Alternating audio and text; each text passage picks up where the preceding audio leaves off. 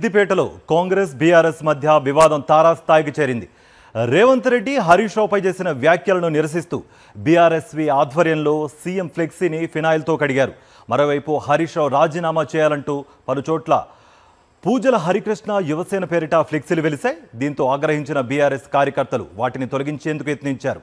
ఈ క్రమంలో ఇరు పార్టీల నేతల మధ్య వాగ్వాదం చోటు చేసుకుంది.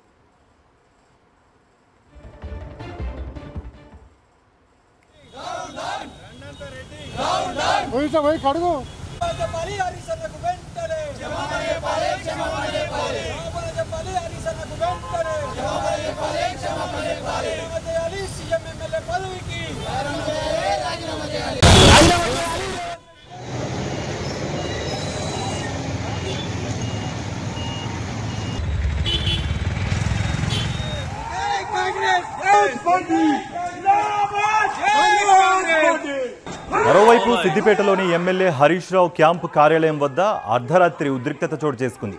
క్యాంపు ఆఫీసు వద్దకు చేరుకున్న కాంగ్రెస్ కార్యకర్తలు బీఆర్ఎస్ ఫ్లెక్సీలను చించివేశారు. విషయం తెలుసుకున్న బీఆర్ఎస్ నాయకులు పట్టణంలోని కాంగ్రెస్ ఫ్లెక్సీలను ధ్వంసం చేసే ప్రయత్నం చేశారు. ఈ క్రమంలో ఇరు పార్టీల నాయకుల మధ్య వాగ్వాదం చోటు చేసుకుంది.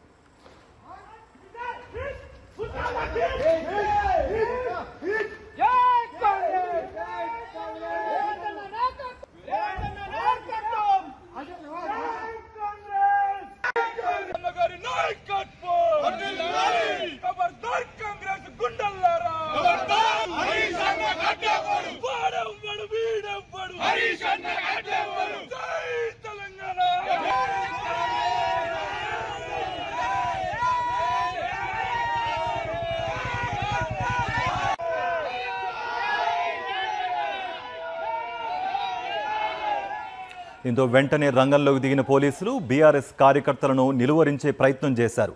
ఫ్లెక్సీలు చింపేయకుండా అడ్డుకుని వారిని అరెస్ట్ చేసి పోలీస్ స్టేషన్కు తరలించారు. అరెస్టు విషయం తెలుసుకున్న బీఆర్ఎస్ నాయకులు భారీ సంఖ్యలో సిద్దిపేట 3 టౌన్ స్టేషన్కు చేరుకున్నారు. పోలీసుల తీరును నిరసిస్తూ ఆందోళన చేపట్టారు. ముఖ్యమంత్రికి వ్యతిరేకంగా నినాదాలు చేశారు.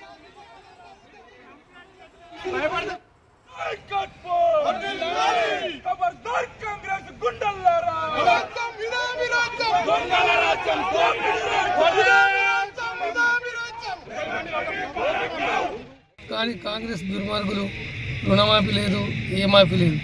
45 లక్షల మంది రైతులు ఉంటే ఈనాటికి 22 లక్షల రైతులకు కూడా రుణమాఫీ కాలేదు. దాన్ని చాకుగా చూపి హరీష్ రావు గారు రాజీనామా చేయాలని సిద్దిపేట పట్టణంలో ఫ్లెక్సీలు వేయడం.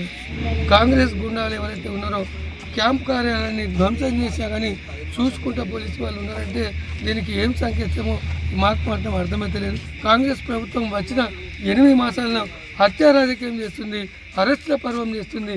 అరెస్టులు మంచివి కావు.